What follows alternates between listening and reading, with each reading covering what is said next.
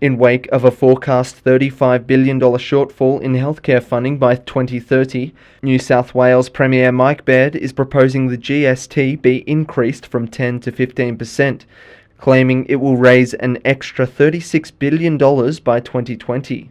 But many people are worried this rise will be detrimental to their weekly budget. It's going to make me less likely to buy the product, and I do a lot of online shopping, so that will affect it as well. As a student, I already don't have that much money to spend on my groceries and on all the stuff that I have to buy, so obviously anything that goes up is never a good sign.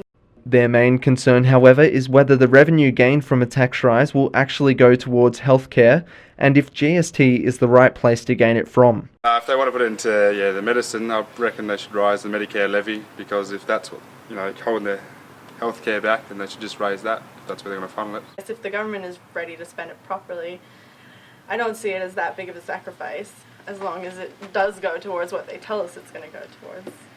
Data from the National Centre for Social and Economic Modelling shows that Australians with a household income between $41,000 and $181,000 will be paying an average of over $2,900 extra per year, or close to 10% of their household income. Local member for Bathurst Paul Toole applauds Mike Baird for bringing forward the GST rise, saying it is a necessary move to ensure Australian healthcare systems into the future. Nobody wants to see taxes increased. Nobody wants to see additional taxes being made.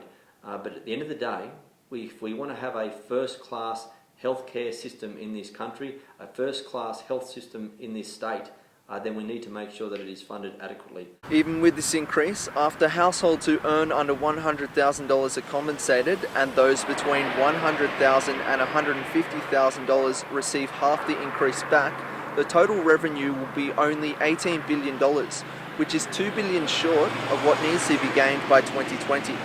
But Mr. Toole says nothing is set in stone and that the main gain from Premier Baird's proposal is that healthcare has been brought forward for discussion.